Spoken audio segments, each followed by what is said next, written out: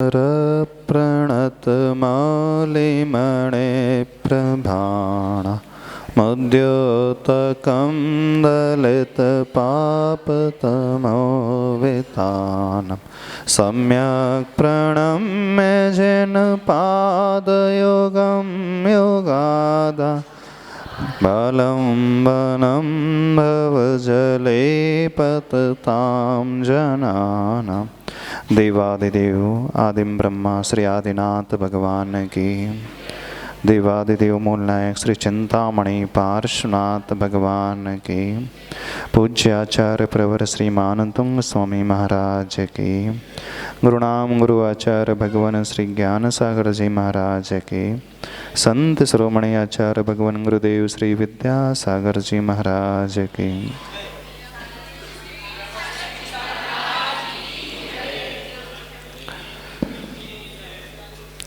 यह भक्तामृत स्तोत्र एक अद्भुत भक्ति का स्तोत्र, एक ऐसा स्तोत्र जिसे पढ़ कर के, जिसे सुन कर के हम बहुत कुछ प्राप्त कर पाते हैं। बस शर्त यही है, वो आस्था, वो दृढ़ता हमारे भीतर आ जाए।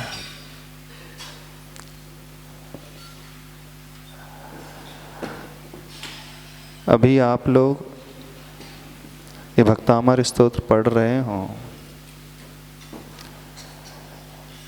किसका है ये भक्तामृत स्तोत्र?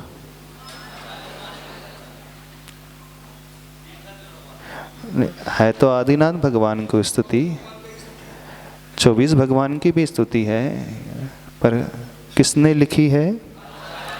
आचार्य मानंतुंग स्वामी जी ने। जब आप इस स्तोत्र को पढ़ते हो, यह सोच करके पढ़ते हो ना, ये आचार्य मानंतुंग स्वामी जी की कृति है। हाँ, यह सोच करके पढ़ते, उन्हीं की कृति है। यह स्तोत्र जब तक हमारे हृदय की पर्याय नहीं बनेगा, तब तक इससे हमें लाभ नहीं होगा। अभी यह जिणवाणी में लिखा हुआ है, शास्त्र में लिखा हुआ है, जो हम देख करके पढ़ते हैं, यह पुद्गल की पर्याय है, काले अक्षरों से लिखा हुआ, इससे लाभ नहीं होगा। यदि हम यह सोच करके पढ़ रहे हैं कि यह मानंतुंग आचार्य भगवान की कृति है, उन्होंने लिखी है, तो भी लाभ नहीं होगा। अब थोड़ी अलग बात कह रहे हैं। स्तोत्र पढ़ने के पूर्व में मंगलाचरण में आचार्य मानंतुंग स्वामी जी को याद अवश्य करें। उन्हीं की ये कृति है, उनके प्रति उपकार का भाव। लेकिन जब हम इसे अंतरंग से पढ़ें, तब हम यह भी भूल जाएं कि ये आचार्य मानंतुंग स्वामी जी की कृति है। अब पढ़ते समय ये हमारे हृदय की पर्याय हो जाए।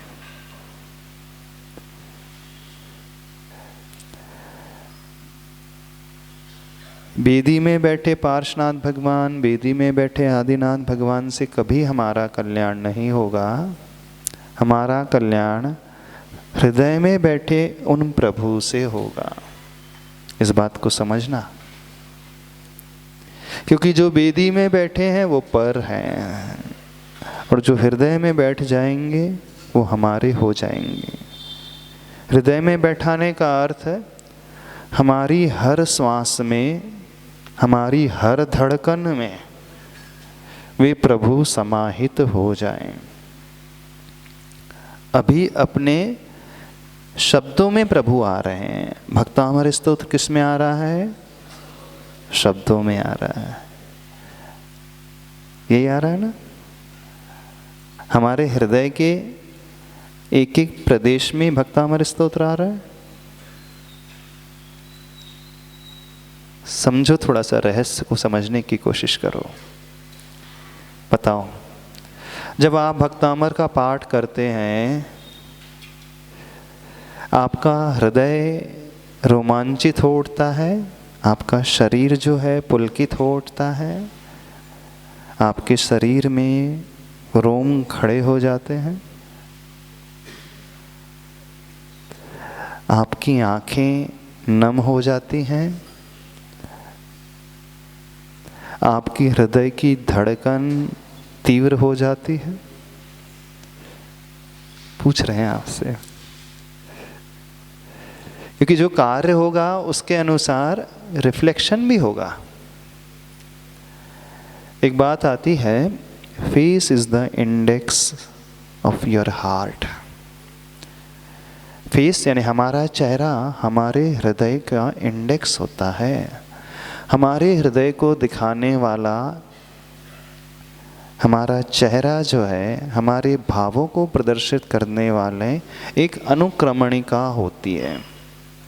यानी जैसे हमारे हृदय में भाव हैं वैसा हमारा चेहरा दिखा देता है।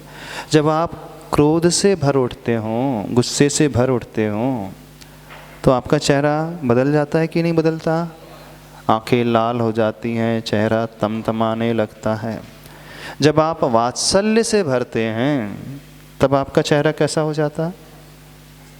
अच्छा, गोदी का जो बालक है माँ के प्रेम भरे चेहरे को भी पहचानता है कि नहीं? और गुस्से वाले चेहरे को भी पहचान लेता है?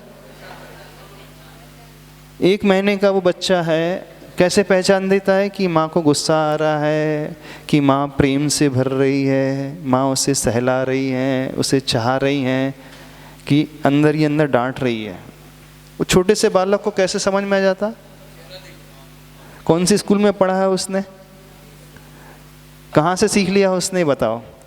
अच्छा, 1 महीने के बालक को समझ में आता कि 2 दिन के बालक को भी समझ में आ जाता है? जितनी माँ बैठी उनसे पूछ रहे हैं। कितने बड़े बालक को समझ में आने लगता है आपके चेहरा? प्रेम वाला चेहरा है, गुस्से वाला चेहरा है, लाड़ प्यार वाला चेहरा है, प्रशंसा वाला। सबने बच्चे पाले हैं ना? कितना बड़ा बच्चा जो है समझ जाता है आपके हाव भाव को? कितने महीने, कितने साल बाद? 2-3 दिन में ही समझ जाता?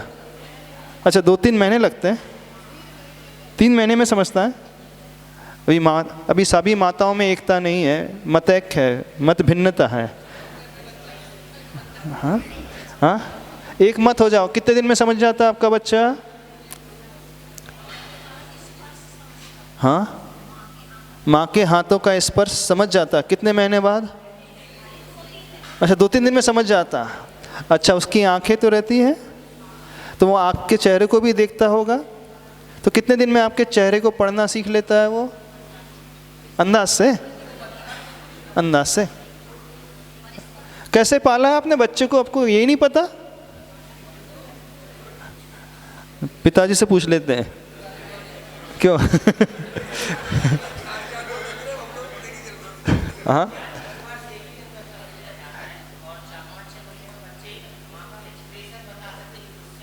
4-5 महीने तो बहुत दूर हो गए, कुछ दिनों में ही वो माँ के चेहरे को पढ़ना सीख जाता है।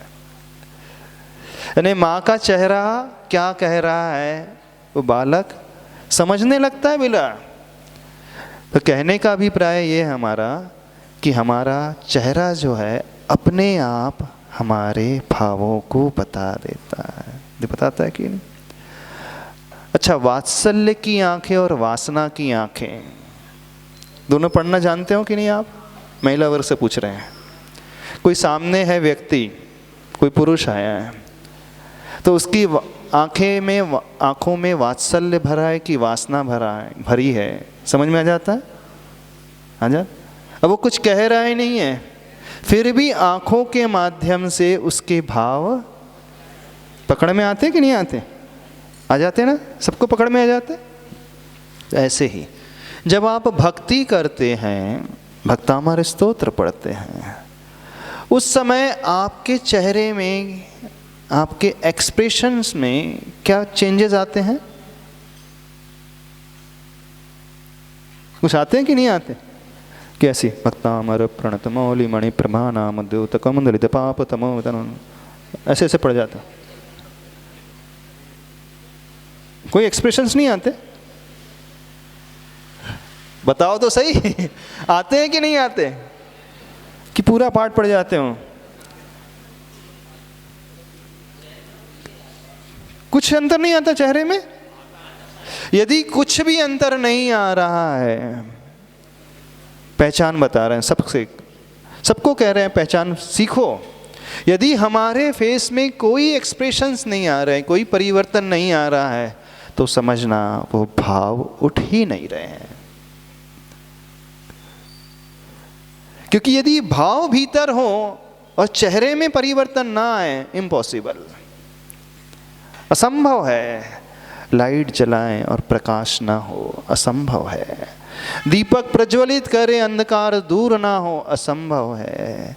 हृदय में भक्ति हो और चेहरे में वो झलके ना, असंभव है। यदि कुछ भी झलकन नहीं है तो समझना है भक्ति नहीं है। कुछ भी चेंजेस नहीं हो रहे हैं तो समझना सिर्फ द्रव्य से पाठ चल रहा है। पहचान समझो, अपने आप को पकड़ो, क्योंकि जिसके अंदर में वो हृदय से भक्तामर स्तोत्र फूट पड़ेगा, जिसके हृदय की पर्याय भक्तामर स्तोत्र बन जाएगा, चेहरा छोड़ दो, शरीर का एक एक रग, एक एक कर्ण, एक एक रोम जो है वो बोलने वाला होता है। बोलने वाला होता है कि नहीं? जब आप किसी अपने प्रिय से मिलते हो, आत्मीय व्यक्ति से मिलते हो, जिसे आप बहुत चाहते हो, बहुत पसंद करते हो, उसके बिना आप जी नहीं सकते हैं।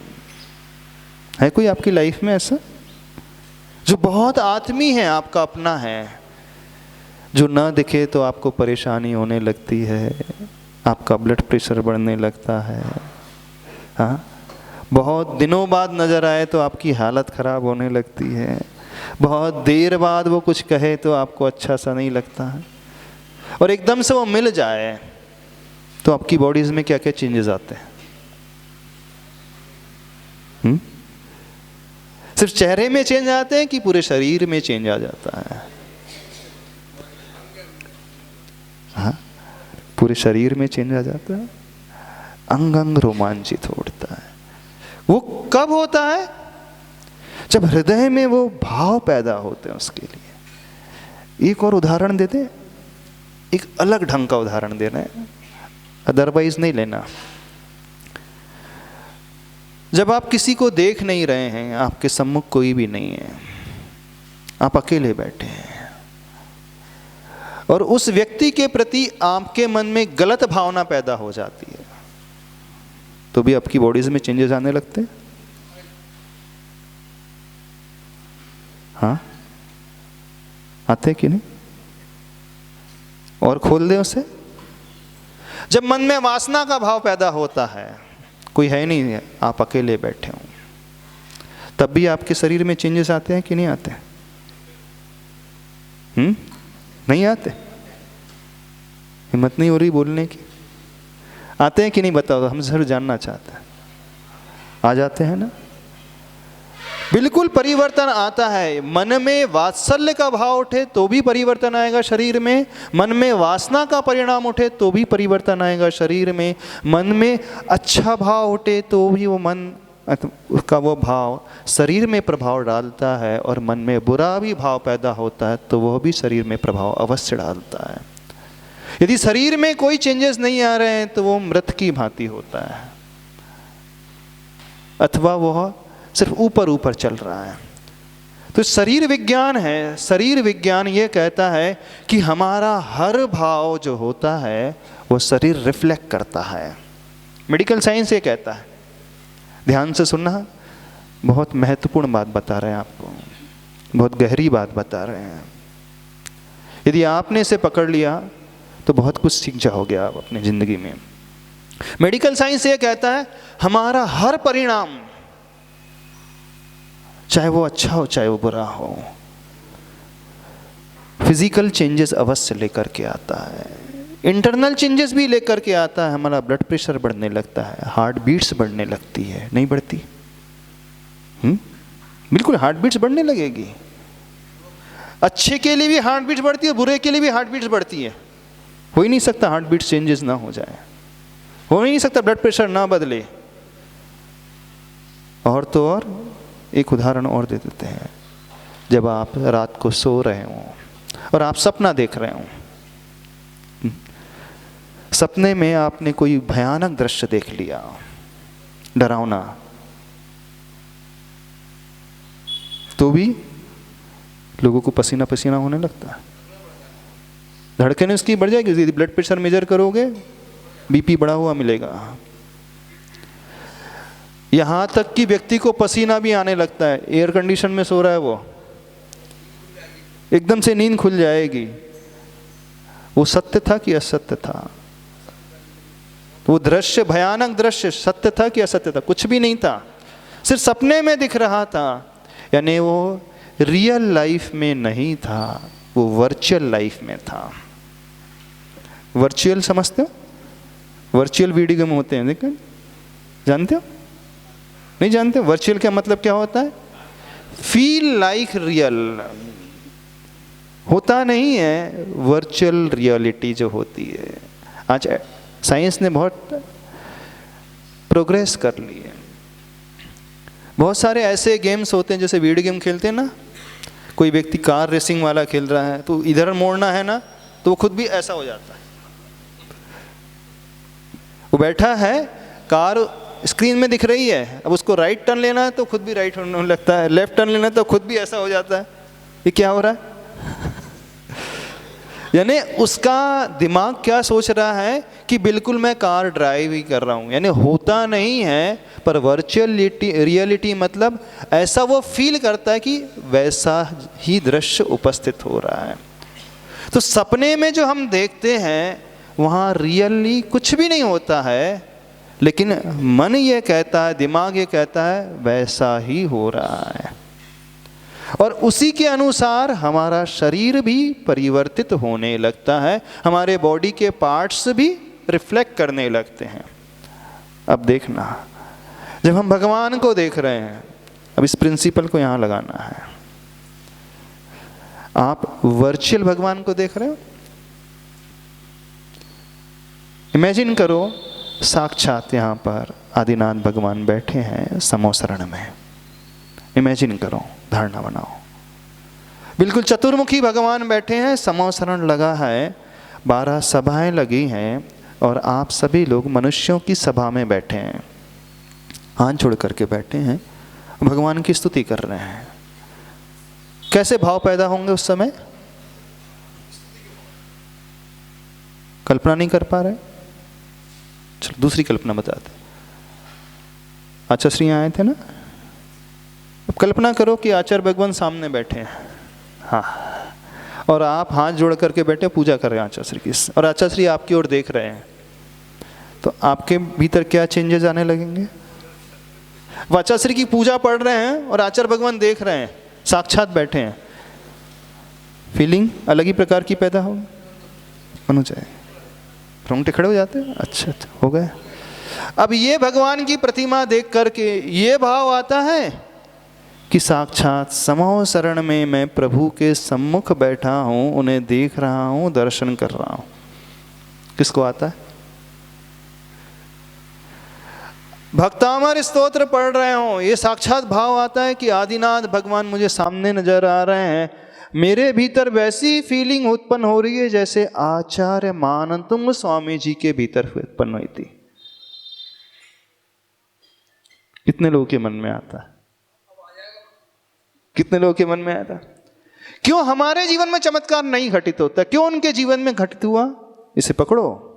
क्योंकि उनके हृदय से प्रत्येक श्लोक फूट रहा था, शब्दों से नहीं, जिह्वा से नहीं फूट रहा था।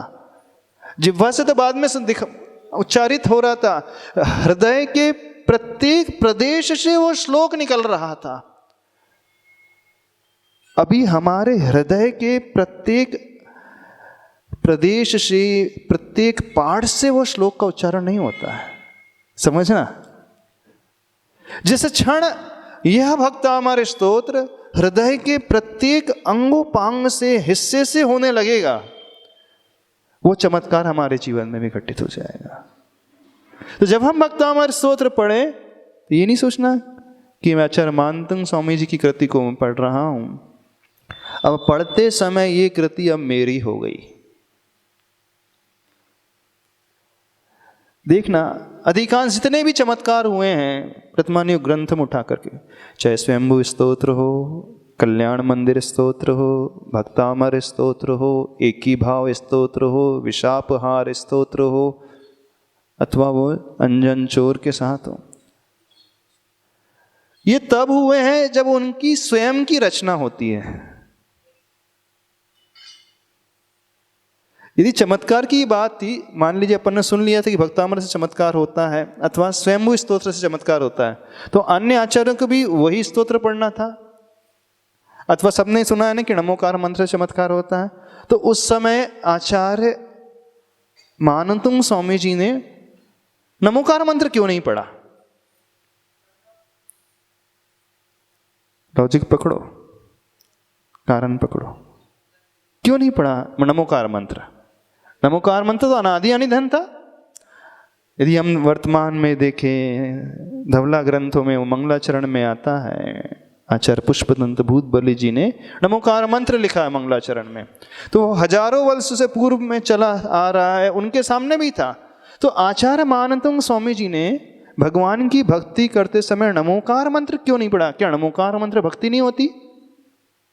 जब हम कह रहे हैं नमो अरिहंताणम, नमो सिद्धाणम, ने अरिहंतों को नमस्कार कर रहे हैं, सिद्धों को नमस्कार कर रहे हैं, आचार्य उपाध्याय साधु को नमस्कार कर रहे हैं, तो उस समय उन्होंने नमोकार मंत्र क्यों नहीं पढ़ा? उनको नया स्तोत्र लिखने की आवश्यकता क्या पड़ी? हाँ, समझना, जब तक वो विशुद्धि अंदर से पैदा नहीं होगी, तो अधिकांशतः देखना जितने भी चमत्कार घटे हैं वो उनकी स्वयं की कृति रही है, उन आचार्यों की,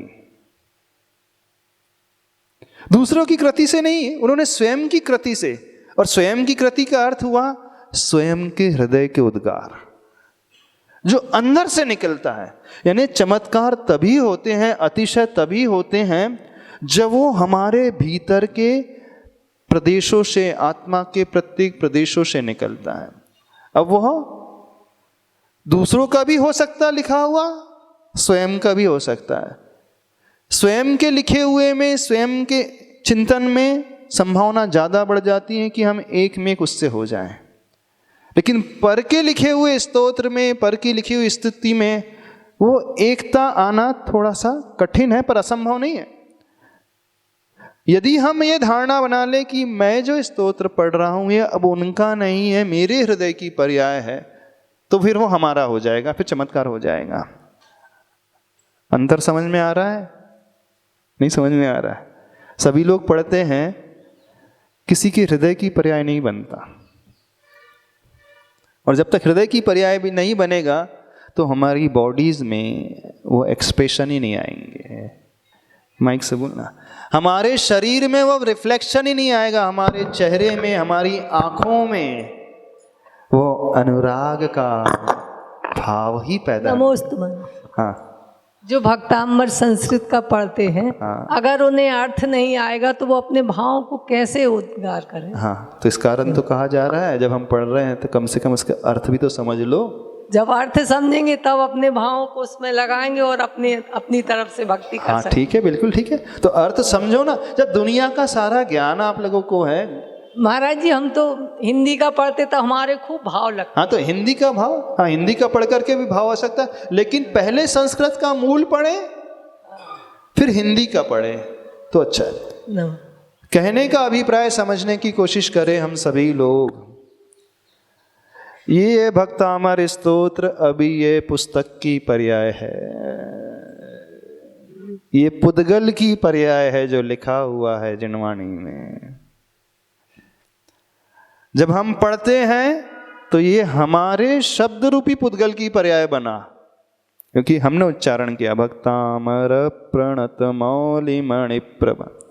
अभी काय की पर्याय बना? अभी भी पुद्गल की पर्याय है, लेकिन शब्द रूप पुद्गल की पर्याय, इससे कुछ नहीं होगा। अब वह शब्द रूप जो पुद्गल की पर्याय बना है वो हृदय रूप पुद्गल की पर्याय बन जाए। हृदय भी पुद्गल ही है, समझना इस बात को। फिर हृदय के बाद वो हमारी आत्मा की पर्याय बन जाए, और गहराई में जा रहे हैं। कैसा है, कदम कैसे बढ़ाना है? शास्त्र में लिखा है, जिनवाणी में लिखा है, कागज की पर्याय। सबके पास जिनवाणी है, भक्तामृत स्तोत्र का पाठ है, ये कागज की पर्याय, इससे कुछ नहीं होगा। हमने कागज की पर्याय को छोड़ करके उच्चारण किया, अब ये हमारे शब्दों की पर्याय बन गया, इससे भी कल्याण नहीं होगा। शब्दों के बाद अर्थ, हृदय की पर्याय, उसके बाद आत्मा की पर्याय, यानी बाहर से भीतर प्रवेश करना है। समझ में आ रहा है? नहीं समझ में आ रहा है? इतने वर्षों से आपने भक्तामृत स्तोत्र का पाठ किया है, कब यह भक्तामृत स्तोत्र आपके आत्मा की पर्याय बना है? किसी का बना है? शुभांशु, कहां देख रहे हो? चिंतन में हो, गहन चिंतन में? कहां हो बताओ, किसकी आत्मा की पर्याय बना है भक्तामृत स्तोत्र?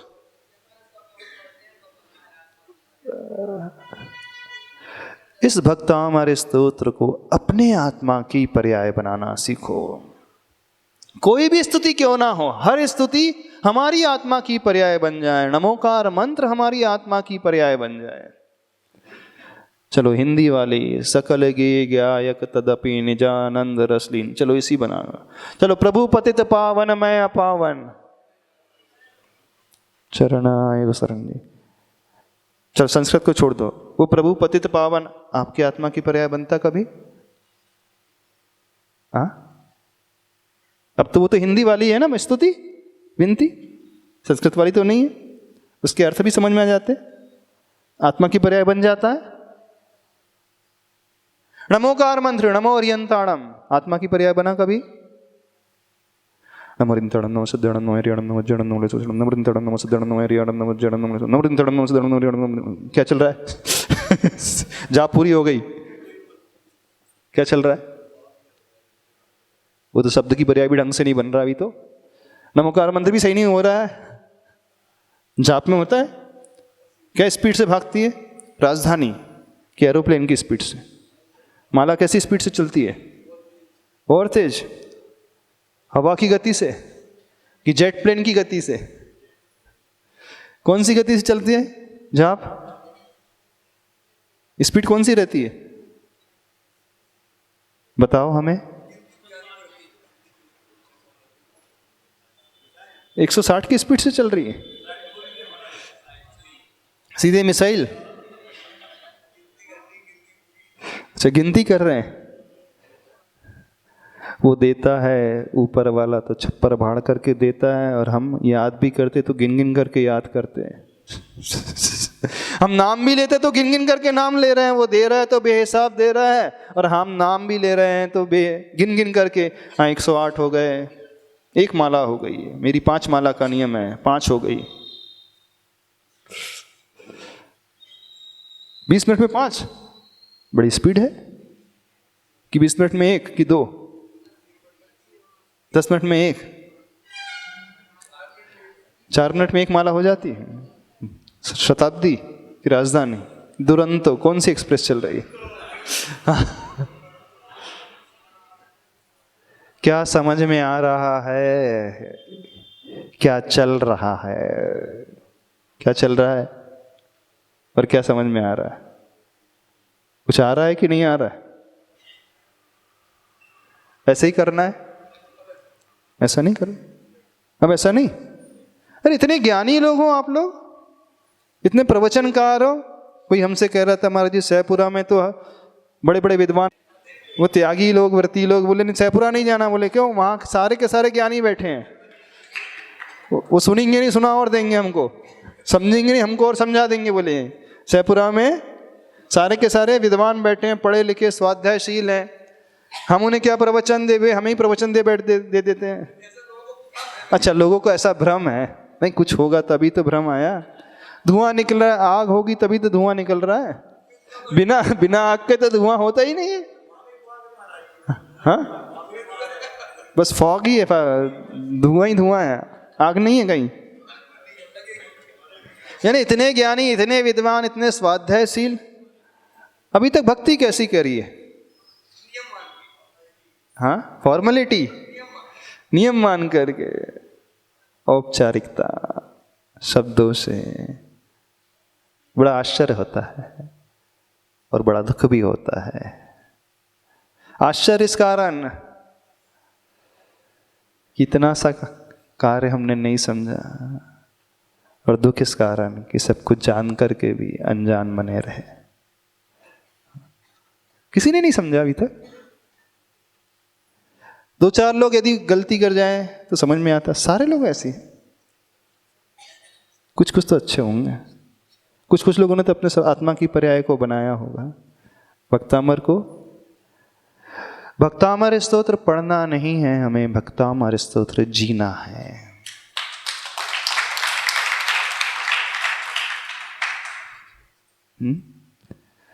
ये जीना भी कोई जीना है। एक जीना होता है उससे ऊपर चढ़ते हैं, एक जीना होता है उससे नीचे उतरते हैं। हाँ, आप लोग जैसे जी रहे हो उससे शायद नीचे उतरे अभी तक। हाँ, ये जीना भी कोई जीना है? क्या जीना है?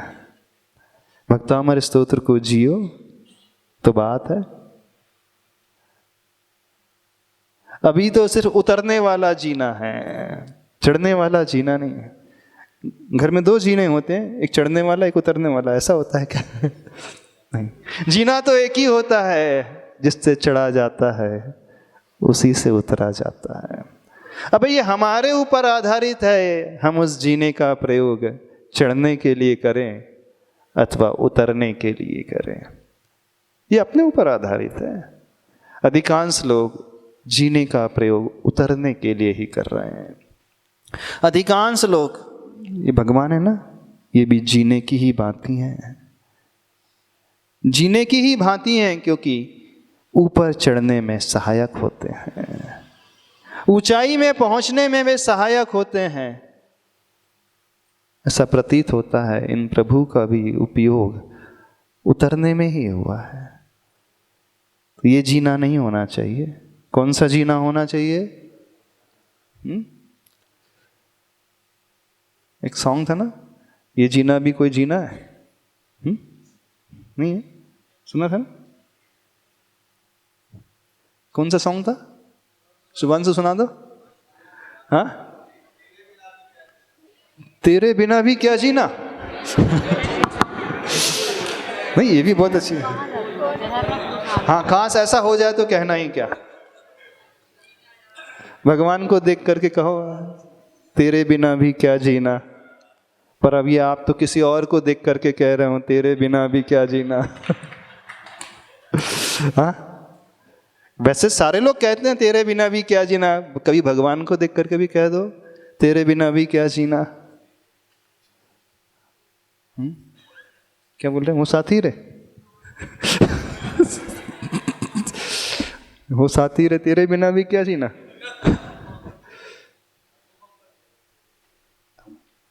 समझने की कोशिश कर रहे हैं। समझ में आ रही है बात? नहीं आ रही? नहीं आ रही? बहुत अच्छे से। तो क्या परिणाम क्या निकलेगा इसका?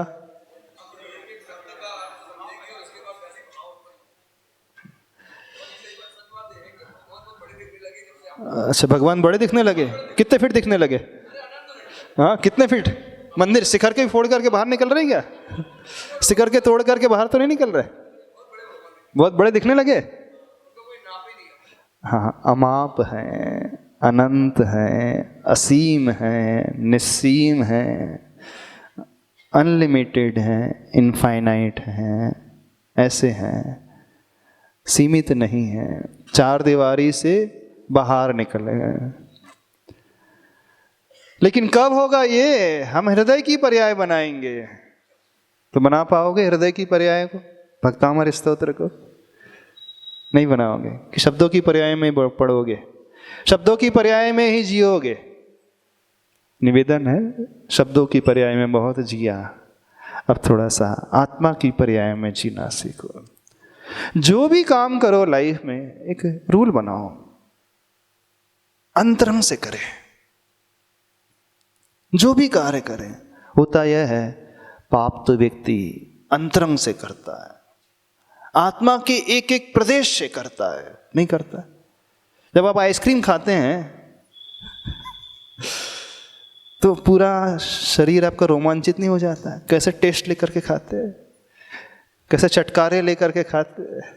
हाँ, सिर्फ जीभ में ही टेस्ट आता है कि पूरे बॉडी में पूरा कैसे आ जाता है? हाँ हाँ, पूरा झटका ऊपर से लेकर नीचे तक लगता है। जब विषय को भोगता है वो कैसे भोगता है? अंतरंग से भोगता है, नहीं भोगता। यानी संसार के हर कार्य वो आत्मा से करता है, डूब करके करता है, और आत्मा के कार्य शरीर से करता है। ऐसा ही नहीं है? नहीं, शरीर के कार्य तो आत्मा से कर रहा है और आत्मा के कार्य शरीर से कर रहा है। अंतर समझ में आ रहा है? शरीर के कार्य मतलब संसार के हर कार्य, खाना पीना, देखना सुनना। म्यूजिक सुनना है तो म्यूजिक सुनते सुनते आपके पैर थिरकने लगते हैं और आपका हृदय भी थिरकने लगता है। गर्दन मटकने लगती है कि नहीं? सॉन्ग सुनते सुनते नहीं सुनते, मटकने लगती है। जब आप सैंड की स्मेल लेते हैं, गहरी सांस, एकदम अंतरंग, जब आप किसी को देखते हैं एकदम घूर करके, है ना, अंदर तक देख लेते होंगे। जो बाहर दिख रहा होता ना, नहीं अंदर तक पहुंच जाते होंगे। जब आप खाते हैं उस गुलाब जामुन को, आइसक्रीम को, तो सिर्फ जिह्वा से टेस्ट लेते हो? नहीं, पूरे अंतरंग से जब आप छूते हैं तो आत्मा का एक एक प्रदेश रोमांचित होता है। शरीर की हर इंद्री का कार्य आप आत्मा से करते हैं। देखना, शरीर का प्रत्येक कार्य व्यक्ति आत्मा से करता है, और जिससे आत्मा उठती है ऊपर, उसका कार्य वह शरीर से करता है। कितनी विचित्रता है! आत्मा ऊपर उठ रही है, भक्तामर पढ़ना है जिह्वा से, प्रभु को देखना है आंखों से, भक्ति सुनना है, भजन सुनना है कानों से,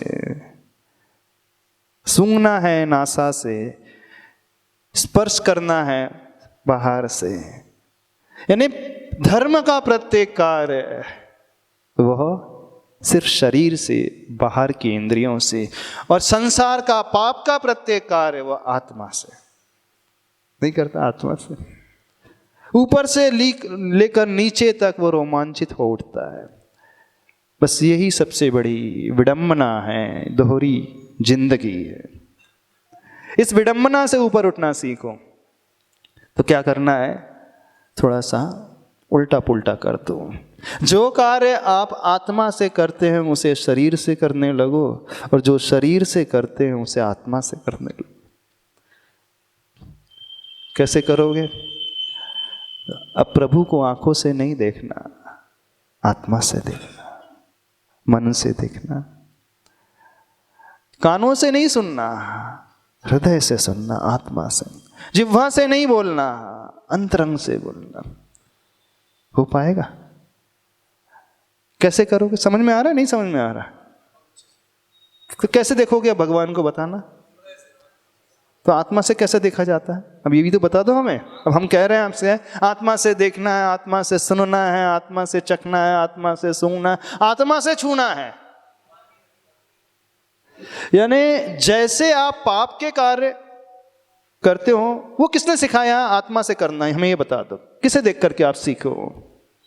खाना हो, पीना हो, छूना हो, सूंघना हो, सुनना हो, देखना हो, किसने सिखाया? कौन सी बुक पढ़ करके सीखा आपने? माँ बाप ने सिखाया, फ्रेंड्स ने सिखाया, कोई मूवीज से सीखा, कोई वीडियो से सीखा, कोई बुक से पढ़ करके सीखा, स्कूल में, कॉलेज में, कहाँ सीखा? अनादिकाल के संस्कार हैं। अच्छा, शुद्ध परिचिदान भूदा सवस्व विभोग बंद कहा, यह तस उलंबो नवरी न सुलभो विहत तस।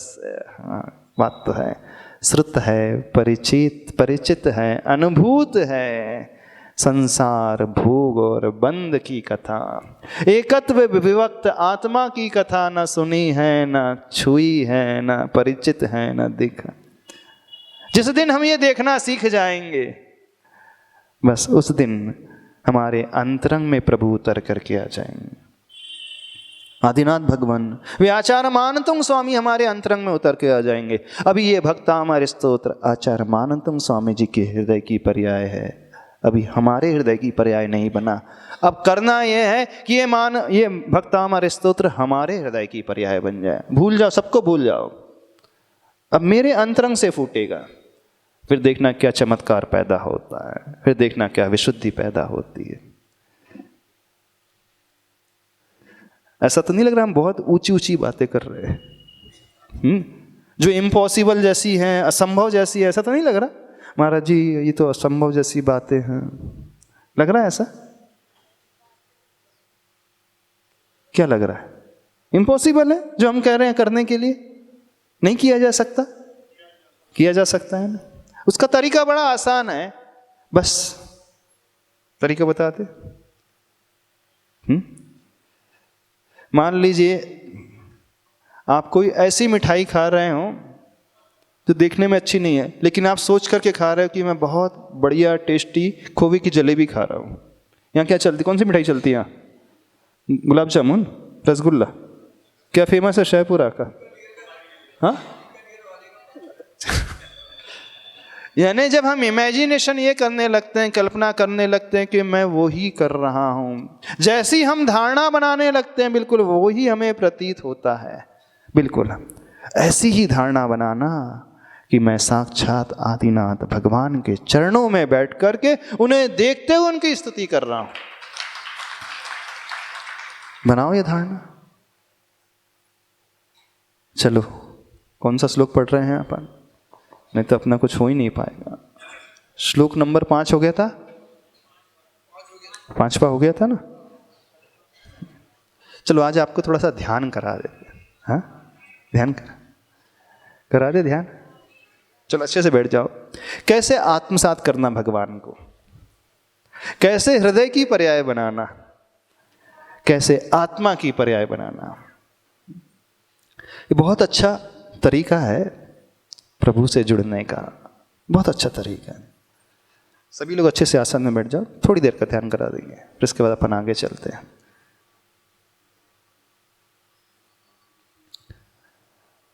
आंखें बंद, आसन स्थिर,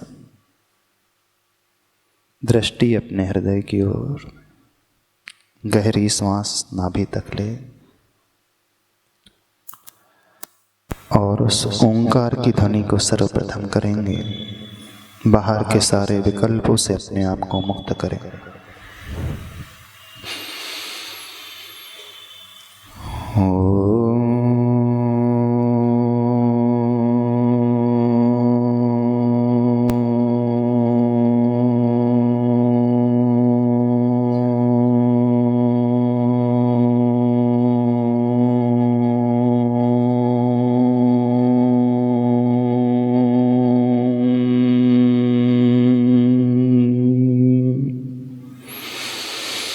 नाभि से ऊपर उठता हुआ ये ओम बीजाक्षर श्वेत रंग का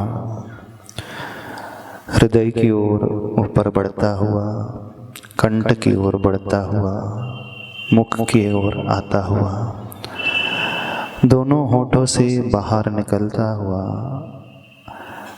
बाहर चारों तरफ फैलता हुआ, ऐसी धारणा बनाए।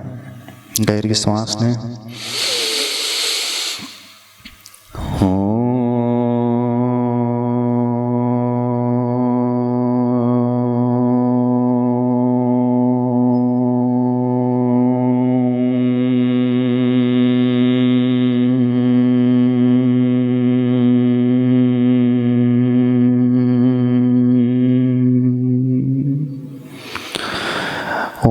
वर्गणाएं पूरे शरीर के चारों तरफ फैल रही हैं। हमारे हृदय से विकृतियां बाहर निकल रही हैं। अपने माथे के बीचों बीच वहाँ से चल कर के अपने शरीर प्रमाण आदिनाथ भगवान को देखें। जितना हमारा शरीर है उतने ही आदि प्रभु हैं। जहाँ हमारी आँखें हैं वहीं प्रभु की आँखें, जहाँ हमारा माथा है वहीं प्रभु का माथा, जो हमारा मुख है वही प्रभु का मुख, जो हमारे हाथ हैं वे प्रभु के हाथ, जो हमारे चरण हैं वे प्रभु के चरण। हमारा पूरा शरीर प्रभु का शरीर, वैसे ही स्वर्ण वर्ण का आदि प्रभु का शरीर।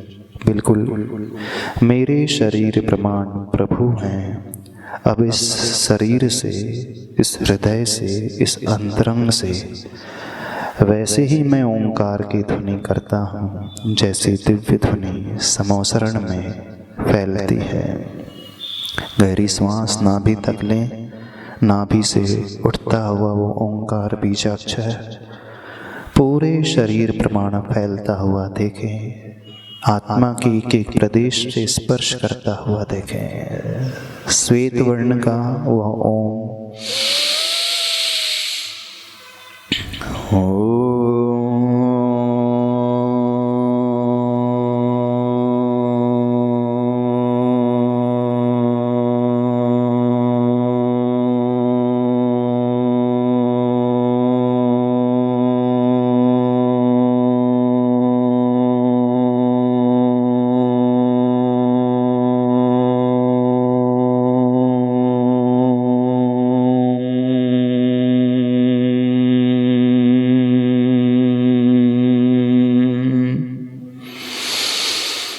ऊपर से लेकर नीचे तक मेरा शरीर बिल्कुल प्रभु जैसा परम शुद्ध शरीर।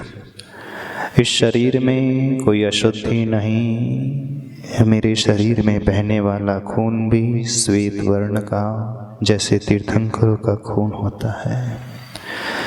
मेरी आँखों में पूर्ण करुणा जैसे प्रभु की आँखों में होती है।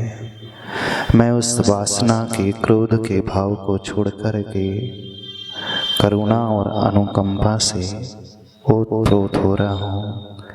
आंखें बंद रखते हुए अपनी आंखों को देखें। आंखों के लेंस में वही ऊर्जा जैसे प्रभु की आंखों में होती है। इन आंखों के दोनों लेंस में उस ओम की आकृति को श्वेत वर्ण में देखें।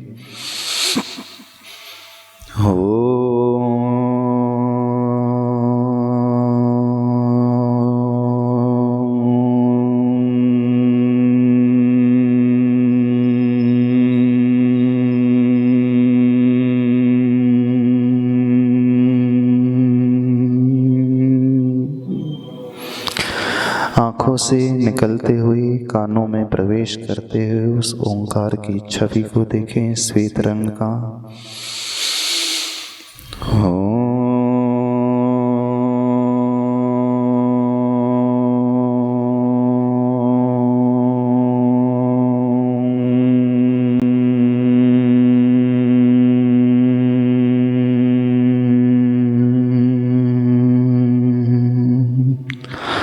कानों से बाहर आकर नाक के टिप पर रखे हुए उस ओम को देखें।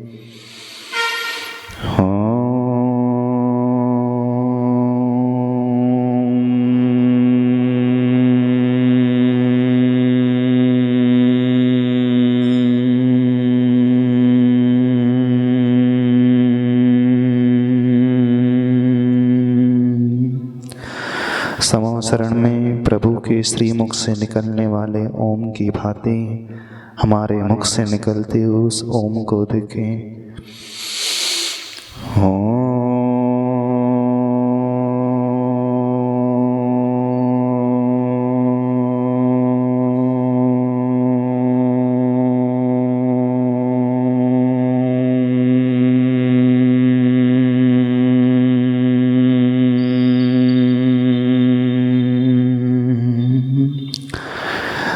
कंठ के मध्य में बैठे हुए उस ओम की ऊर्जा को फैलते हुए देखें। सफेद प्रकाश को अपने कंठ से फैलता हुआ चारों ओर देखें।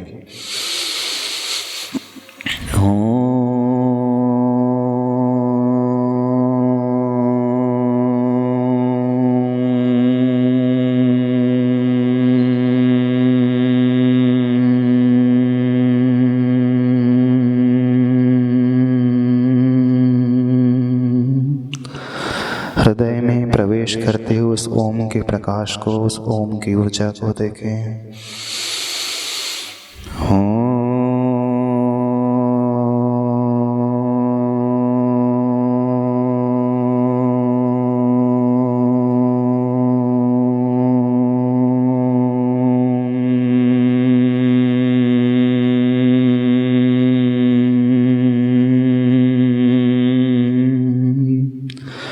नाभि के बीचों से फैलते हुए उस ओम की रोशनी को देखें, श्वेत प्रकाश को देखें।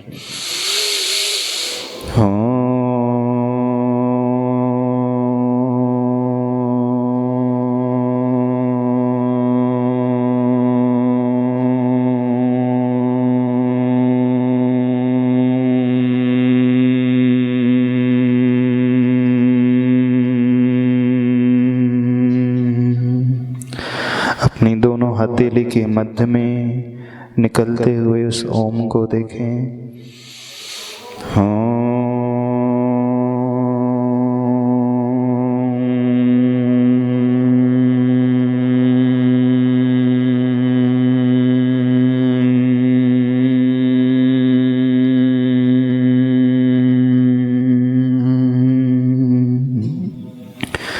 दृष्टि आदिनाथ भगवान के दोनों चरण कमल की ओर लाते हुए, भीतर से अपने आप को झुकाते हुए, हृदय से आत्मा के प्रत्येक प्रदेश से उन्हें नमस्कार करते हुए ओम ह्रीं श्री आदिनाथाय नमः। दृष्टि प्रभु के चरणों में अपने माथे को भावों से झुकाते हुए, स्पर्श करते हुए प्रभु के चरणों को, चरण से अपने भीतर प्रवेश करती उस ऊर्जा को देखें। ओम ह्रीं श्री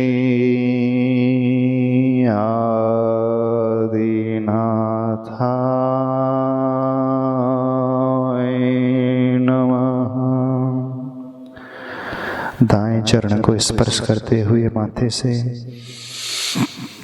ओम ह्रीं श्री आदिनाथाय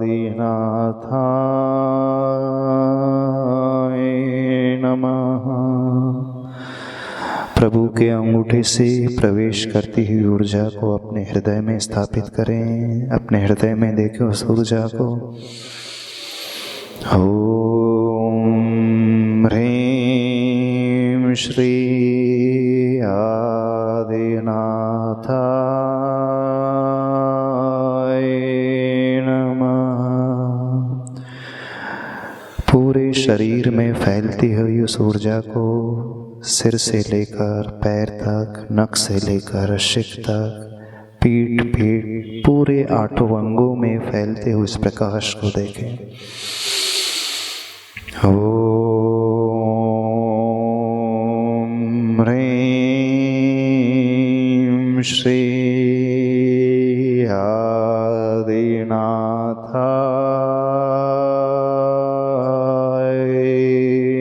नमः।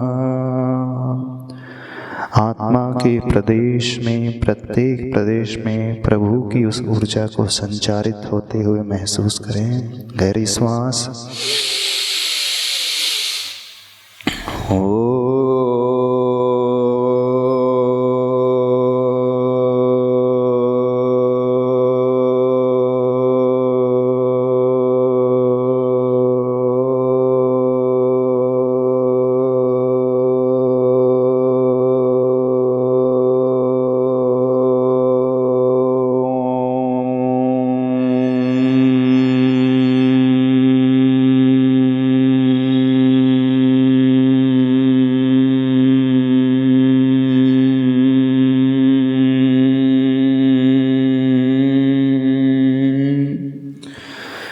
पूर्ण शांति।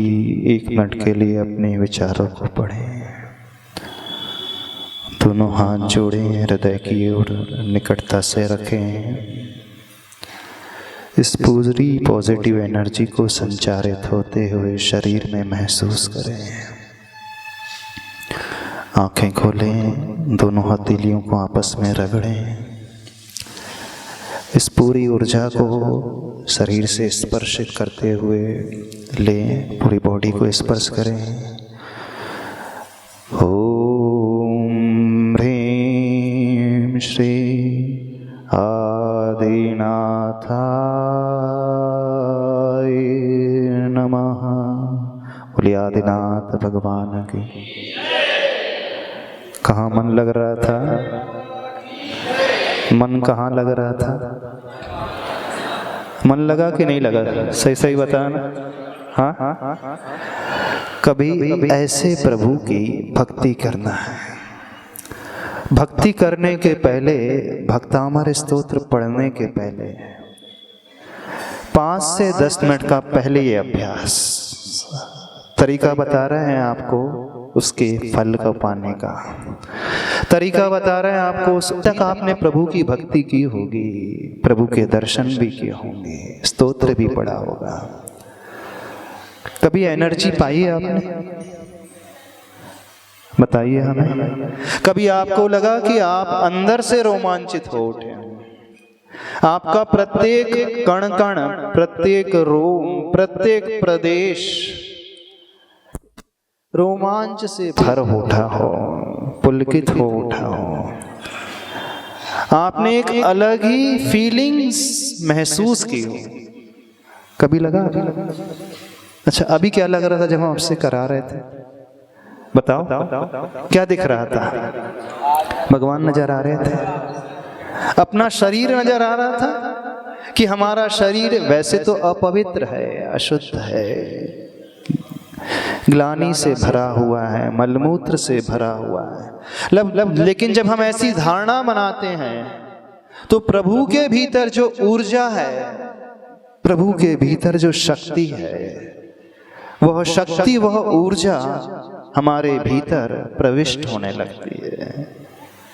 एक अलग ही आंतरिक ऊर्जा का संचार होने लगता है, एक अलग ही पॉजिटिविटी पैदा होने लगती है।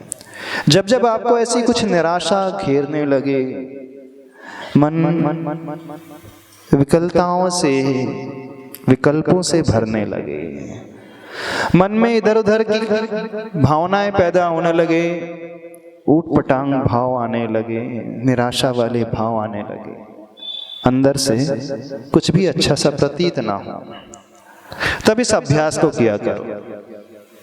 बड़ा गजब का अभ्यास है, बड़ी गजब की प्रैक्टिस है।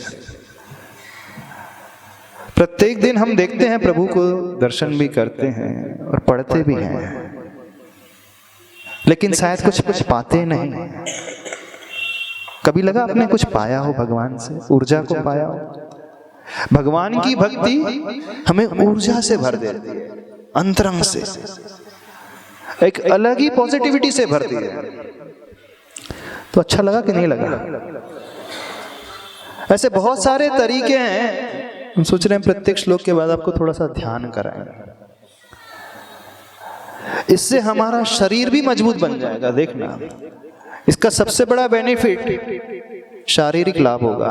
आपकी जो बीमारियां हैं, जॉइंट्स की बीमारियां हैं, आपके शरीर में जो पेन आदि होते हैं,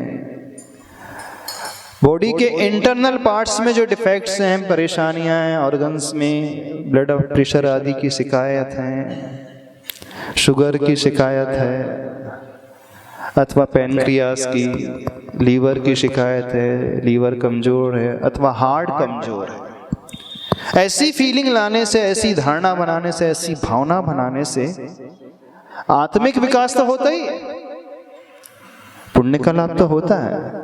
सबसे बड़ा लाभ वर्तमान में हमारा शारीरिक विकास है। शारीरिक लाभ भी होता है और मानसिक विकास भी बहुत ज्यादा होता है।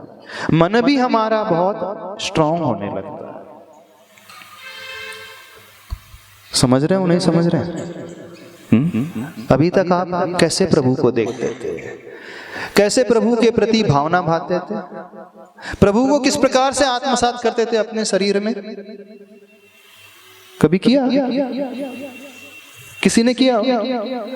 भगवान को अपने हृदय में, अपनी आत्मा में, अपने शरीर में आत्मसात किसी ने नहीं किया कभी? गोपाल जी, अरिंद जी नहीं किया? तो क्या देखते हो भगवान को? कैसे देखते हो? कैसी भक्ति करते हो? हमें तो समझ ही में नहीं आ रहा। किसी ने सिखाया नहीं तरीके। अरे इतने सीखे हो आप लोग, तो इतने स्वाध्याय सीखे, इतने सारे शास्त्र पढ़े आप लोगों ने? पढ़े हैं ना शास्त्र बहुत सारे?